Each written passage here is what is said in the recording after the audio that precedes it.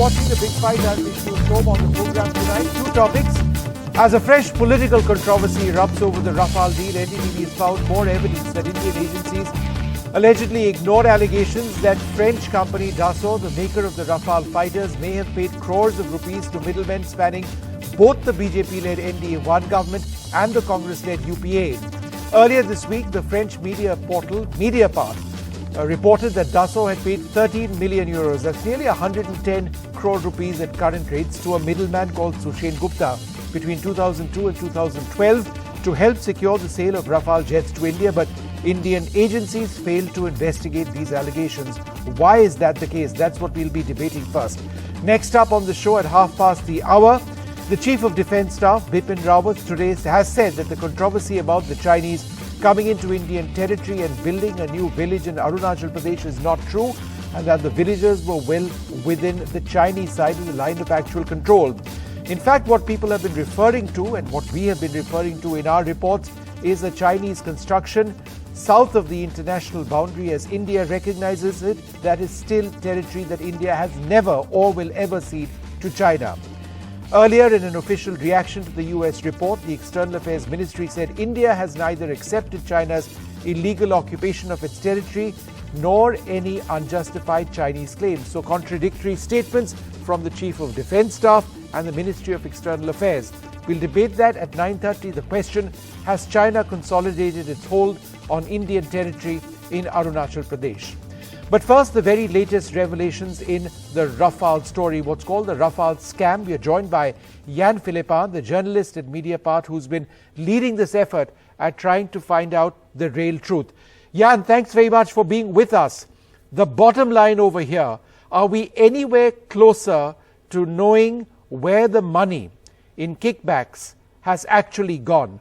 Who was it meant for? Was it only meant for the person who received it? Or was it meant to go from him to someone else? That's the real question. What we revealed and that we documented is the payment of millions of euros of secret commissions paid to shell companies in tax havens controlled by an intermediary, Mr. Sushen Gupta. And now you know that there is a judiciary probe that has been opened in France in July. And the real question now is, what did Mr. Gupta do with this money?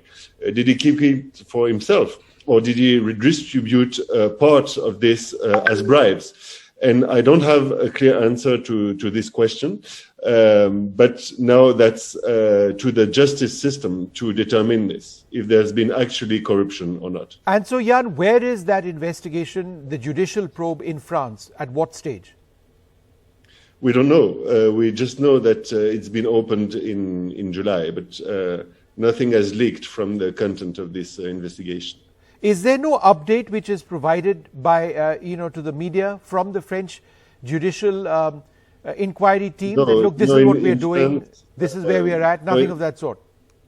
No. In France, the probes are covered by secret, And it's extremely rare that people in charge of such probes comment or even give updates on their investigations. Right. So it could be, there could be a statement, an official statement at some stage, right? But we just don't know when, right? I don't want to speculate. When I tell you that I don't know, I don't know. All right. So let's look at the other part, Jan, of this entire story. The alleged bribes or the role of this middleman started for more than a decade plus, right? And it spanned several governments in India.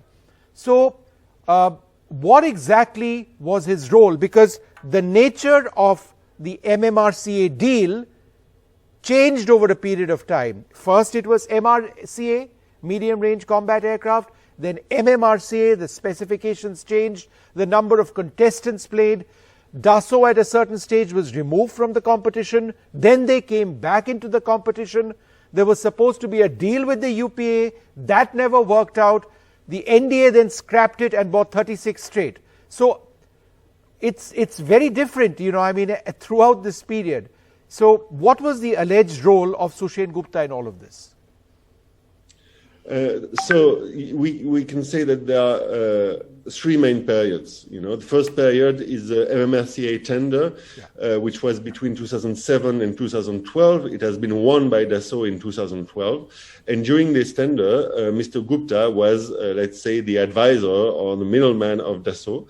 During this period, he received at least 7.5 million euros, from Dassault on his shell company in Mauritius.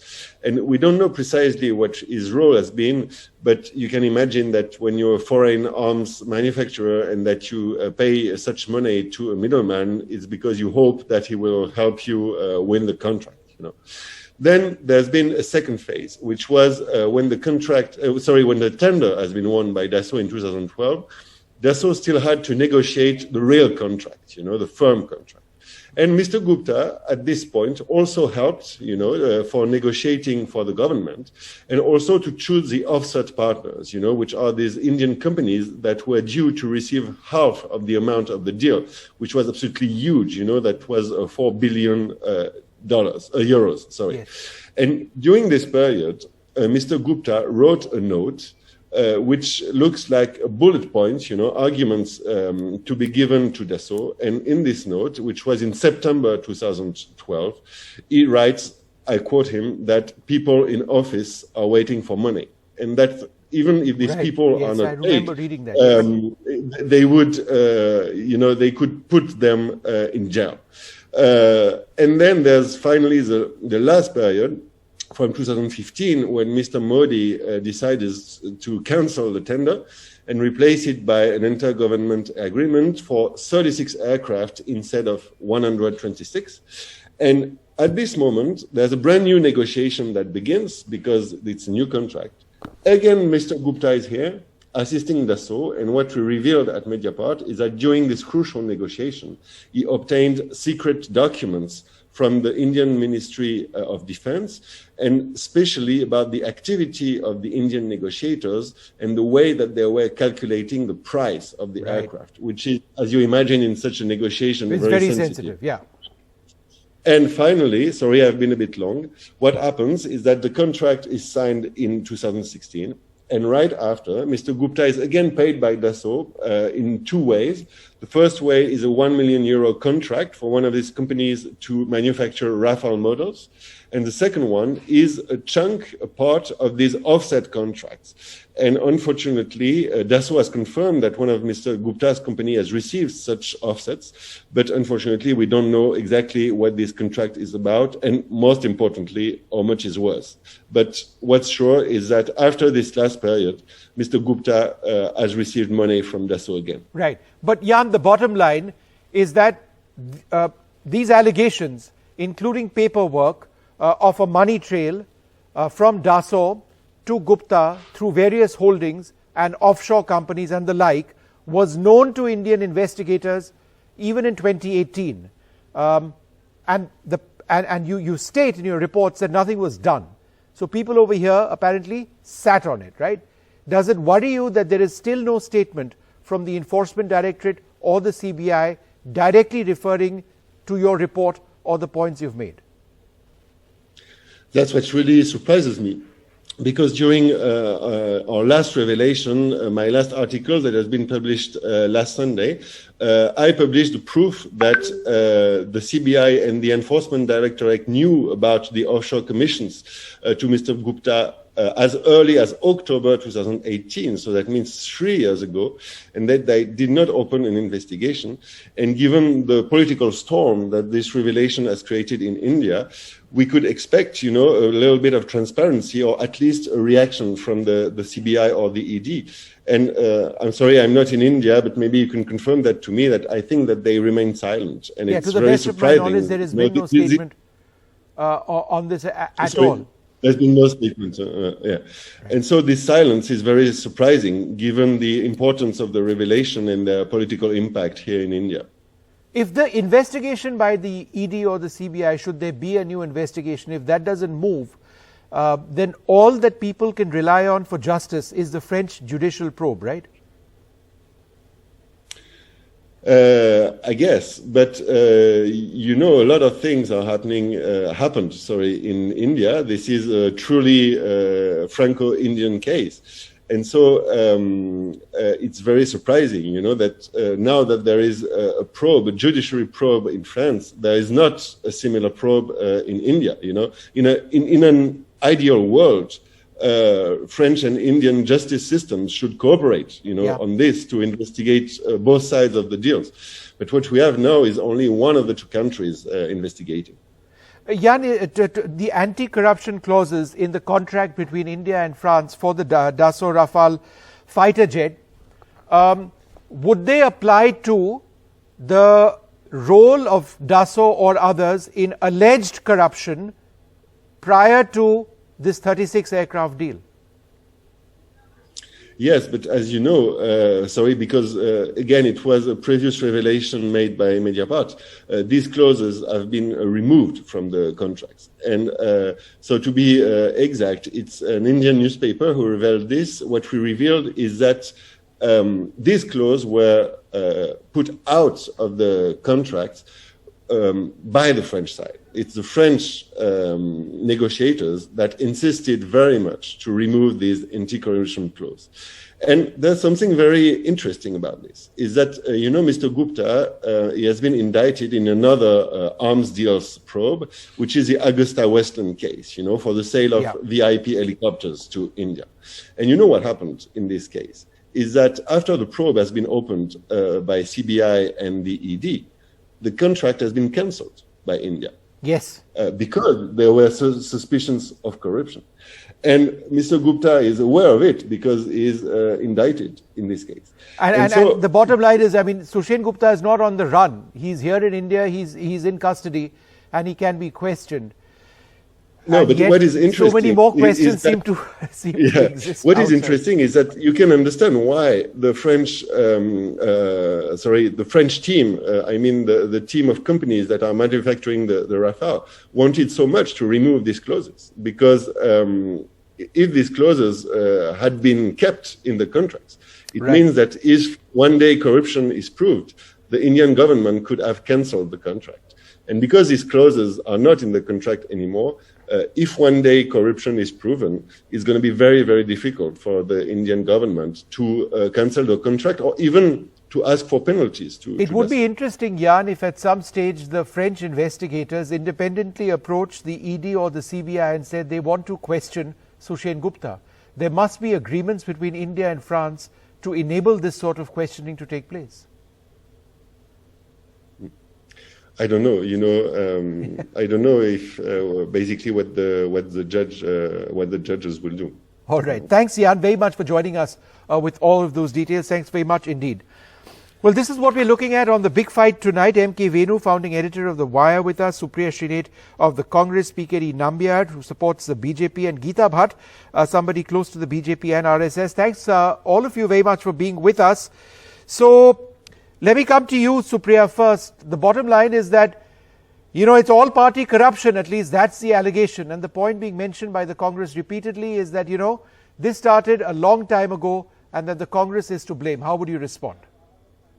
I just have two simple things to say, Vishnu. And the first thing that I would want to say is, here is a deal that has finally happened between two governments. There is one party that has paid the bribe and is actually probing the case. There is another party that has received the bribe, and there is equal wrongdoing on this part, but nobody wants to investigate the cases here. Do you not find that bizarre? That's point number one I would want to make. Point number two I would want to make is, certain Mr. Sushen Gupta allegedly received bribes during the UPA regime. But guess what? During the UPA regime, the deal never happened. But the same Mr. Sushen Gupta is found with sensitive documents in 2018. When Mr. Modi was in power, he is found with the letter written by the then defense minister saying Eurofighter is willing to offer a 20% discount. He has the price negotiation contract. He also has various other documents that are actually breaching the Official Secrets Act. And the ED finds it on them. There is no case against him. Nobody wants to probe Sushen Gupta. And the allegations also by Mediapart that I heard, whatever parts is. All right, Supriya, you're out of time for your first 1 minute. We'll talk about this at length. I'll come back to you. PKD Nambiar, your first punch, your first comments. You can either respond to Supriya or make your statement 1 minute before we get into the substantive part of the debate. I feel surprised when time and again when there is a Western media, if but I was listening to the journalist interview with you a few seconds before. That if the Western media comes up with a report that there is a bribe which has taken place and it becomes a big news here, and we use our prime time debate. We don't even discuss the fact that whether they may have some kind of a Western interest to reduce the speed of our defense acquisition, our defense preparedness, and everything to malign. It could be even a bigger game plan by the Western interest from across the border, whether it could be from Europe or from US or any other country. I think people like us, we are just getting back to a topic which was already closed at the Supreme Court, wherein we have cleared a particular case called as Rafale. We got those super jets in our place. The case is a deal between two governments. I don't know why we wanted to go back again and again. Okay, don't know why we want to go back. Fair enough. Your 1 minute is over. MK Venu, your first minute starts now. So, Vishnu, as far as I'm concerned, the biggest puzzle for me in this case is that the present government is working very hard to ensure that there is no investigation against the opposition, against the Congress party. If they claim that the UPA, all the bribes were received during UPA's period, why aren't they probing the UPA period or the period before that, NDA? And the other big puzzle for me, Vishnu, is as Jan put it, the October documents which the CBI received, government received from the Mauritian government, Attorney General, which clearly showed documents, official secrets, sensitive, price-sensitive documents, which were accessed by Sushen Gupta. Why hasn't an Official Secrets Act case been slapped against Sushen Gupta? All right. Okay, first minute is up. Very, very serious. All right, first minute is up. Geeta Bhatt, Geeta ji, go ahead. Your first minute, start. Well, Vishnuji, Rafale as a corruption case was imposed on the Indians before the 2019 Lok Sabha elections. And we know that it was the Congress party which was leading that allegation. There were many PILs which were filed, and the Supreme Court had asked an explanation to the then government. And based on that, it had dismissed all the allegations which were made and rather had made an observations that there are very inadequate, allegations. They are inadequate, which have been made in the PILs. Even the Supreme Court made an observation that no one has questioned the need for the purchase of Rafale, but rather are just focusing on the process of procurement, where we all know very well that it was an intergovernment agreement based on which the purchase of Rafale aircraft has been done. Now, coming to the part which was also explained to the Mediapart journalist just before on the show, the kickbacks, the money which has exchanged hands of 7.5 million euros took place. Those bogus invoices are between 2007 and 2012. Okay, I will end that there. You're over your 1 minute. I'll let you finish that last sentence. Let me go across to PKD Nambiar first. Mr. Nambiar, isn't it strange that we haven't heard anything from the CBI or the ED on these very strong allegations? The production of documents as well. See, but Vishnu, the problem is that the allegations are coming from where? What is in fact, if you could replay that entire interview of you with the other journalist, he was already saying it is a sub judice matter in the France. There is no clarity. He is not taken any sub judice manner. He has just reported a story. No, I'm coming. Rafale is not sub judice in India, sir. The ruling has taken place. He's come with fresh documents, so he's talking about that.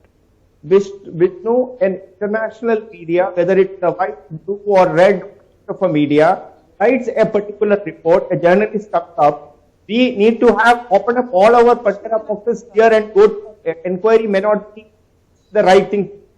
I think... then what is the right thing, sir? Indian media, can I complete? The Indian media needs a little bit of some before they get up to take up that kind of material and make it as a story here. Okay, your line is a bit bad. I'll come back to you in a moment, Supriya. The question is, the point being made is that, look, why bother necessarily with an investigation? It may not warrant that. How would you respond? You know, there are two things that I want to say up front.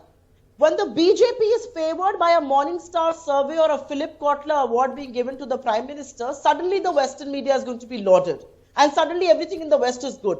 But when there is a probe that's on in France, which may actually indict our government and what happened on the Rafale deal, they want to dismiss it. No, but it could indict you as well. It could indict your party big time. So, which is why I want to come in. I am challenging from your platform, and we have challenged the day this story broke. Okay. Please probe Rafale. We are the ones who are saying probe Rafale. If you have the doubt, probe Rafale. But you're the one running away from an investigation. And I would really want to understand why. I just have one more thing to say. The CBI got documents in October 2018, and they specifically got it from the 11th of October. 23rd midnight coup, CBI top brass was changed. Does that not sound fishy? CBI never moved on this case. The ED found sensitive documents with Sushant Gupta. Not one FIR, not one preliminary, not one case was lodged. Is that not fishy? Does this not ring a warning bell? Geeta Bhatt, come in over here. The timing is suspicious. The CBI was given documents. The Congress said if there are allegations of corruption against us, probe them.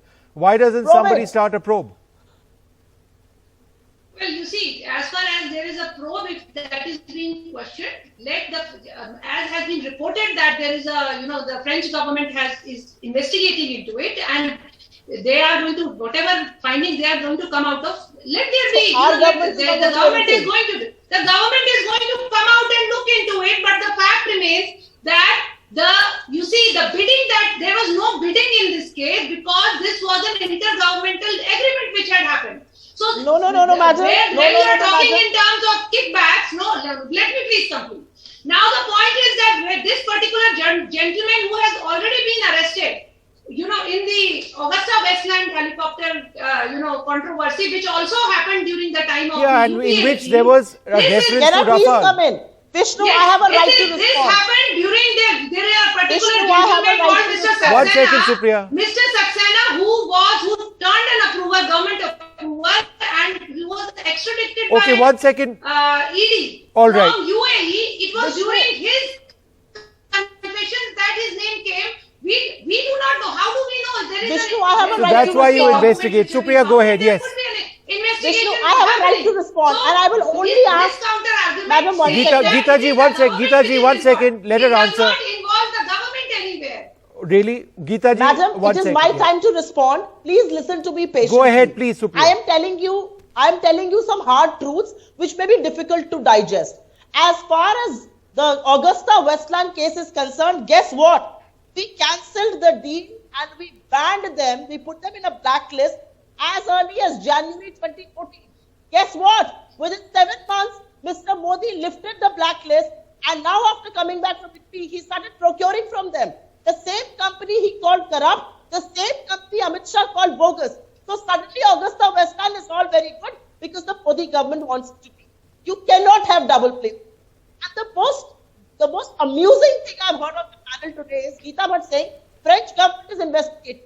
We have an elected government here. All right, so the government over here needs to investigate. 1 second. Let me go across to MK Venu first. One moment, everybody calm down. Let me go across to MK Venu. Mr. Venu. No, you are putting the fingers on the government. On what basis you are putting the... All right, can you please, both of you wait. I have to ask MK Venu a question. Talking of an individual, Venu, all right, bring their audios down. Bring both their audios down, please. Venu, the question to you is this. France has a very strong equation with India. Ideally, their legal system should be talking to our legal system. If there is a judicial inquiry or investigation over there, it could legally involve us as well over here in India. Is that a strong possibility, given the seriousness with which this is being investigated in France, in your opinion? Well, Vishnu, there is a possibility because in France, the judicial system, the office of the prosecution acts independent of the government. So if it's a government-to-government deal, the government may not have incentive to bring out dirty linen in public. the judicial system can investigate and can figure out what has happened. And Vishnu, additionally, another point I want to make, again, this is in regard to our judiciary. If you remember, after the October 2018 documents CBI received from the Attorney General of Mauritius, saying that these were the documents received, these were the documents which apparently Sushen Gupta had access to, which included Eurofighter's offer of 20% discount. The question, Vishnu, is we have to find out, were those documents shared by CBI with the Supreme Court? Because at that time, Supreme Court was still looking at all these things. So now we don't even know that. Because it was all in a sealed cover, right? So yeah. So now that in a new situation, we need to maybe figure out. Somebody will figure out someday. See, those documents, Vishnu, are in the CBI record. If not this government, some other government will take a look at it, and the case will be pursued because it is documented. It is no more an allegation. All right. These are documents which have been provided to the CBI. We've taken a look at them as well. They've been broadcast by Mediapart. It's on record, as it were. So it's very simple to me. One, from the point of view of Congress, of course, they need to find out something or the other. They're looking for something to, how can you put the Modi at the dock? How can you call Modi as a tour? So there is something or the other they look at here and there, even though their own case and their own PALs have been completely disqualified the Supreme Court, and the Supreme Court has very clearly said this deal is good and let it go. So then second part of it is that the large number of Western media which has got their own commercial interest, they may be working on their commercial interest, they could be working on behalf but then why not investigate all of this, Mr. Nambiar? What are you even talking about? How do we know they're working for a vested interest? The problem is that any Western media coming up with a particular article and some material will not be a matter of discussion all the time here. Why not, sir? If our media has not been able to come up with these allegations, and if somebody else does, why will we discount that? Why I will discount is very simply because the Supreme Court of India has already given a clean. This is after the Supreme Court of India. Sir, this is after the Supreme Court of India. This is new. Vishnu, you asked a question to the media, the journalist who prepared this report. You asked a question earlier in the show. Supriya, one second. You asked him that, do you have that kind of a material interest? He said, I don't know. He said, that's right. When is this? That's right. So let there be an investigation, which will know if it's valid or not. All right, Supriya Shireen, last comment to you, 30 seconds before I wrap this up. Why should Indian government all right, why should Indian government? No accountability here? All right, Supriya, go ahead. Company has paid some money to somebody. Why should the Indian government be inquiring on it? I don't understand. All right, 1 second, Mr. Nambiar. Congress. 1 second, 1 second. All right, Supriya, literally 30 seconds. Please start. Yes. The fallacy that Supreme Court has given its final word is a fallacy. Not all the documents were finally placed before the court. And in the review, Justice Kurian very clearly said the review should not stand in the way of the CBI from taking action in the complaint in accordance with the law after obtaining previous approvals under 70. He has said that the CBI can go ahead. The CBI chose to see the papers on the fresh evidence, and that is the hard truth that the all right, well, let the hard truth eventually emerge. No political party, either the Congress or the BJP, have been shown in decent light at all in this. The question is, will there be an actual answer? Will there be justice? Or will we be told that it was in fact clean all along? We'll need to take a short break. Coming up after that, we debate, has China consolidated its hold on Indian territory in Arunachal Pradesh in light of the construction of a village? The Chief of Defence Staff, General Bipin Rawat, has said the controversy about the Chinese coming into Indian territory and building a new village is not true, and that the villages were well within the Chinese side of the line of actual control. Earlier, in an official reaction to the US report, the External Affairs Ministry said India has neither accepted China's illegal occupation of its territory nor any unjustified Chinese claims, so contradictory statements. Remember, just to make this easier for our viewers, There is the international boundary that India believes exists between India and China in Arunachal Pradesh, and then there is the line of actual control, which is a separate line that is in a way the actual situation on the ground where Indian soldiers exist. However, the territory between that line of actual control and territory to the north, which may be in Chinese occupation, is still Indian territory as far as we are concerned. Why? We dispute or disagree with the existence of the Chinese in those areas. So there is the international boundary on top, a line of actual control in between, the territory in between, we believe historically is Indian territory. We have not ceded an inch of that. The question this evening: has China consolidated its hold on Indian territory in Arunachal Pradesh? We've got a great panel. General Sanjay Meston with us, Brahma Chelani also with us, Supriya Srinate, spokesperson of the Congress, PKD Nambiar, who supports the BJP, and Lieutenant General Sanjay Kulkarni with us. First up in this program, it's called the First Punch. It's 1 minute and then we get into the debate. General Meston, I'll start with you. Your first minute on this debate starts now, sir. Your first comments, go ahead. Vishnu, good evening. My comment is as follows, that I am very clear, having been extensively along the China border, served there, there is no such kind of intrusion, and different perception exists regarding interpretation of LAC / so-called international border, but there is no intrusion whatsoever. And this is what I, as a military man, I am very firm in whatever I state, and I will support it with logic and facts. Thank you. Right. Brahma Chelani, your first minute. Go ahead, sir. Your first comment. I prefer to look at the larger picture. India has incrementally been losing border areas to Chinese expansionism since the 1950s, including the Lunse area, where a 100-home village has been built, the village that we're talking about, and where China has found gold during minerals exploration. China is constantly probing Indian defenses, and where it finds empty, unpatrolled border spaces, it intrudes and occupies those spaces. In this manner, it has over the years been expanding its control, often mile by mile. What stands out in the last decade or so is the speed and stealth with which China is redrawing facts on the ground, with little regard for the geopolitical fallout. Okay. General Sanjay Kulkarni, sir, you're up next. Your 1 minute starts now, sir. Go ahead. Vishnu, first and foremost, by the instrument of accession, the whole of it is ours. But definitely, since 1950, the Chinese have occupied and they have reached where they are today by 1959. Where the construction has taken place are areas which are in their occupation since 1959. In fact, Longju is the place from where everything starts. The war of 1962 commences from that being the catalyst to what has happened.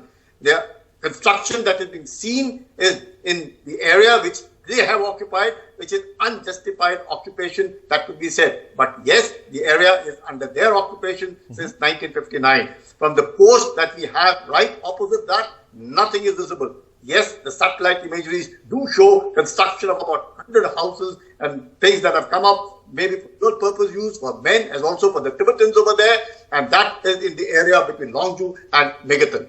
Yeah. Got it, sir. PKD Nambiar, 1 minute. Your time starts now. Go ahead. Mr. Nambiar, I think you're on mute. So, okay, you've started. The audio is back. I'll give you more time. Go ahead and start now. I believe that more than 3,000 kilometers of overall boundary which we share with the China, since there is no absolute boundary, we demarcated boundary, there are bound to have little bit of problems here and there. But I am confident that we have a very strong government, strong elected government who is ready to give a reply at any point of time. I believe we have the best army available in the world, or the best defense forces available in the world or in the universe today to take on to any enemy who can come. So I think we are very well prepared than ever. We are not an India of 1962. We do not have a weak leader to governing this country. I think I am more than ever confident as an Indian let any China or any country like that may try. And secondly, and most importantly, you know that China has got an expansionist policy, but that will not work with India. We have clearly, our Jawans have proved that in the Wuhan Valley. I think let's believe that our government, our defense forces, got it, sir. I've promised they will be able to do. Okay. Supriya, 1 minute starts now. Thank you very much, and what an eminent panel this is. It's an honor to be a part of this. I will only simply say that this masculine image of the government, this muscular, strong image of the Prime Minister is perhaps what is proving to be our biggest hurdle as we deal with China. The MEA and the Chief of Defense Staff are on two different pages as far as this Chinese occupation and the building of the 100 to 101 houses village is concerned. The Pentagon 192-page report is a huge cause of concern, not a word from the government as far as that is concerned. And China, not just doing things on the Ladakh border, but look at the Siliguri chicken neck, or for that matter, intruding the Uttarakhand boundaries and destroying a bridge there. So China needs to be taught a lesson, but the lesson has to be taught in a far more diplomatic, in a far wider way than just flexing muscles for the domestic audience. This requires our MEA and our defense ministries to come together. Right now, they're speaking in two different languages. They seem to be on two different pages. We cannot be falling prey to cheap domestic applause while dealing with China. That's what we are doing right now. All right. My first question to you, General Maidstone, you said that there is no intrusion, but would you agree that there is an intrusion into territory which India says is ours, and but does not occupy in this Longju sector? Let me make certain perspectives very clear. Firstly, I think a point was made by Mr. Brahmacharya that their patrols keep coming more often. Now, I will put certain facts very, very clear for the Indian public. Number one, all along the line of actual control, Indian Army is deployed. No, sir, I'm not asking about the line of actual control. I'm asking you whether Chinese construction has taken place south of the international boundary, also known as the McMahon Line, in territory which India considers as ours and is illegally occupied by China. Yes or no, okay, sir? So I would put it across as General Kulkarni has brought out, and even yesterday the CDS had highlighted that in 1959 this area was under them and this was the source of conflict. So considering that was the existing position, and whatever they have improved, the defenses, the construction of the village, in that parlance, I would not term this as an intrusion. That cannot be termed as an intrusion because this has been existing in 1959. So nothing new has happened except that, yes, they have upgraded that village, constructed about 100 odd houses over there. Okay, let me put that to Brahma Chelani. Dr. Chelani, we cannot consider it an intrusion because this is an area that's been under Chinese occupation for a long period of time. Is the word intrusion accurate? It's accurate because China has been intruding across the McMahon Line, not just under the present government in New Delhi, but even under the previous governments, including the Manmohan Singh government and Atal Bihari Vajpayee government. In January this year, as you recall, China justified its construction of a village beyond the McMahon Line. This is the village that you had highlighted in one of your reports. It justified its construction by saying it never recognized Arunachal Pradesh. Right. In other words, because it lays claim to Arunachal Pradesh as South Tibet, it can keep on encroaching. This is more reason why India must change its stance.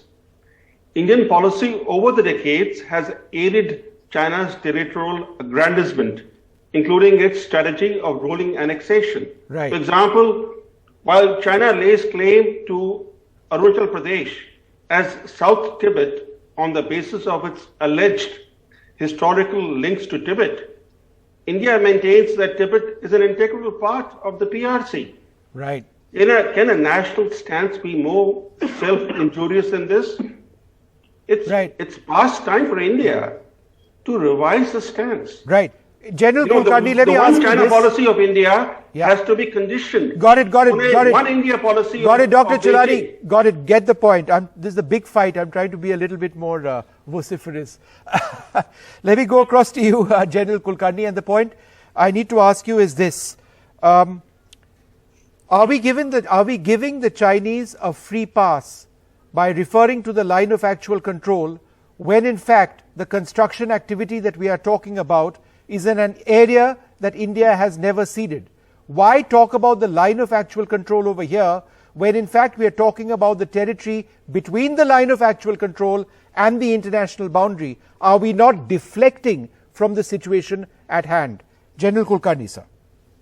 Vishnu, when it comes to China, the international boundary is what it was, as I said, by the instrument of accession. When it comes to East, it is the McMahon line. Right. That is the McMahon line. They don't seem to recognize it. And whatever talks has transpired then, that, yeah, we would rather, quid pro quo, McMahon line accepted now, give us something in Eastern Ladakh. All those talks are all history now. The fact is, even as regards McMahon line is concerned, Sundarang Chu, they have also crossed Tagla Ridge.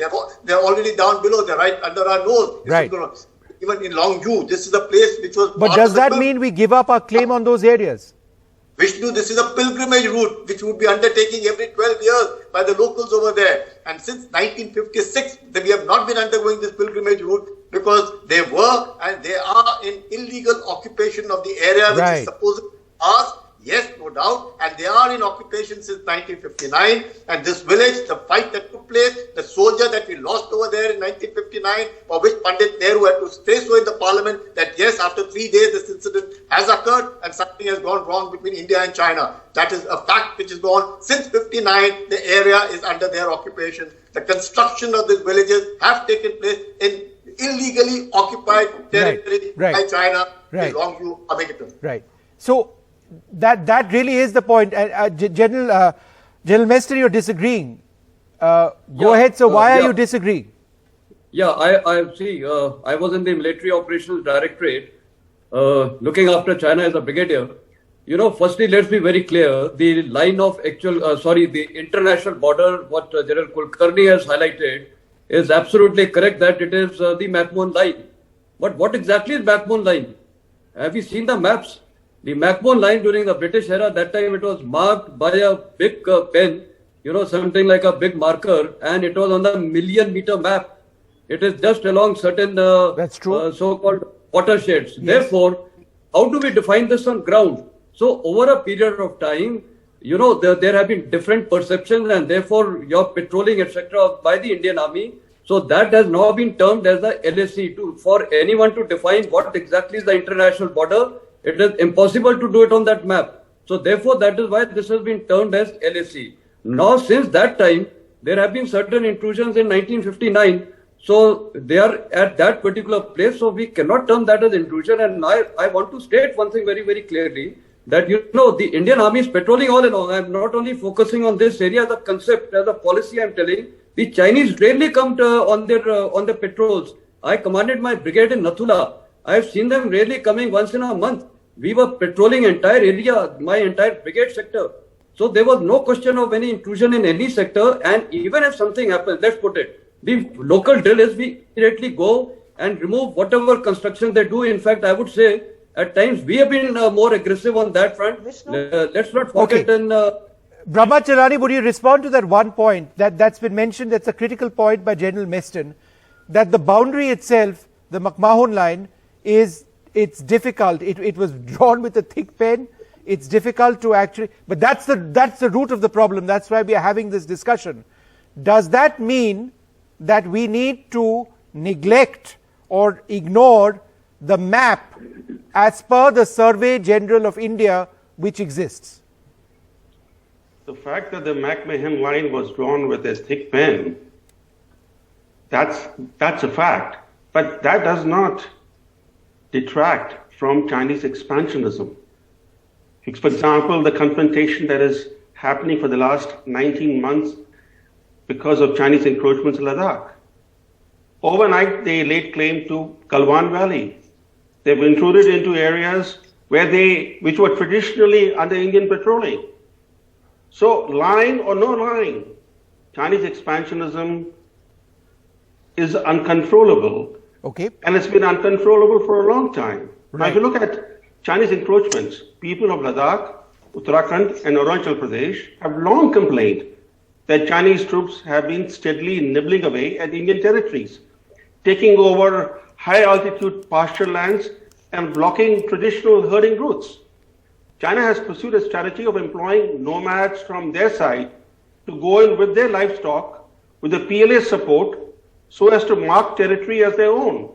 Now, this building of villages, which is happening more recently, that began, let's be clear, when President Xi Jinping openly called on Tibetan herdsmen in 2017 to settle down in frontier areas and, quote unquote, become guardians of Chinese territory. Now, in 4 years, we have seen how this village building program has taken off, both in Indian territories as well as in Bhutanese territory. Through Bhutanese territory, they have opened a new access against India's so-called chicken neck. Yes. Yeah. No, exactly. No, that's dangerous. Supriya, the question which needs to be asked is that I don't want to make this a political fight, but it just as a matter of position. The fact is that successive Congress governments since the 60s have neglected infrastructure building. You can't just build a road in 4 or 5 years. In those areas, you need to be building for decades because the terrain is against us. Is that not the central reason why we are talking today? India has never built up enough infrastructure to protect and defend and get into those areas. Supriya. No, Vishnu, that is not true. Should more infrastructure have been built? Absolutely, yes. And it's always a work in progress. It's not as if infrastructure got built since 2014 only. There were things that were approved first and then the building started. I want to raise a larger point getting over the political differences. I honestly feel that the elected government of the day needs to make up its mind on engagement with China. Look at how we've engaged with China. We called them to Sabarmati, we called them to Mahabalipuram, they did a Duklam, now they did a Depsang. We have not been able to revert the April 2020 status quo ante. We gave them a clean sheet. The Prime Minister said, koi ghusa nahi hua hai. What did China do? China tom-tomed that to the world, and China used that to not go back to the status quo ante of April 2020. China is still occupying Hot Spring, Galwan, Depsang, places like that. I also feel China has been able to successfully win over a lot of our very, very all-weather good neighbors, whether it's Bhutan or it's Maldives, Sri Lanka or it's Bangladesh. China is now in conversation with a lot of them. Okay, let me get a response from PKD Nambiar on that. Pakistan and in turn with Taliban is extremely worrying. And the government of the day has actually sat there and said, China, our biggest trading partner in the last 1 year. PKD Nambiar, what is our China policy? I'm not an external affairs expert for that matter, and the defense expert. So I leave that to the generals who are very clearly and categorically in this panel has clearly said that we are in a safe hand and our armies are in fully control of our line of actual control. There I leave that particular part. But the other part which I wanted to talk about is if at all if there is an issue with the Chinese are becoming an aggressive, why it is happening now? It is only because of the last 60 years of our independence. We have, even despite we losing a war to the Chinese, we have never learned that we need to build up wonderful infrastructure on our border states. We need to have airports wherein we can move our forces at any point of time if required, if there is an emergency. We need to have bridges which can take our forces to the No, China has realized that you want to play to your domestic galleries and you're willing to give them a clean sheet. See, I'll tell you, talk about from your experiences. Sorry, I nullify your talk because you talk from your experiences. You never put your country as the first. You always put a family first. I think a Congress spokesperson talking about the country first is making a talk of the day. It's basically for Congress, it's a family first. Ma'am, first you become a president of the party of your own. Then we talk about Chinese. You don't even have a right to talk about this. All right, okay, I think that's enough. I think that's enough. Both of you enough personal attacks on both sides. So we'll bring down the sound in all of that. Let's talk about the China. I think I need to wrap this program up, and the reason I want to wrap it up is because as India and China, can I just pipe in with one word? As India and China, as India has this dispute inside, our MEA says one thing, our Chief of Defence Staff says something else. We've got brilliant experts over here. One outstanding general says there has been no intrusion. One outstanding general says that areas are illegally occupied still. We are still not using the same language. If India does not use the same language, then at the end of the day, It's the Chinese who are laughing at us, at our expense, and that really becomes the problem. I'll wrap this program up at this stage with a comment on coup which has come in. Smriti writes in, she says, China's policy of building up habitation along the line of actual control in Sikkim and Arunachal Pradesh is part of a multi-billion-dollar plan. A coup question from Shivangi, why are we even surprised that it is true? That's a question that's coming. Why are we even surprised if it is true? That's a question.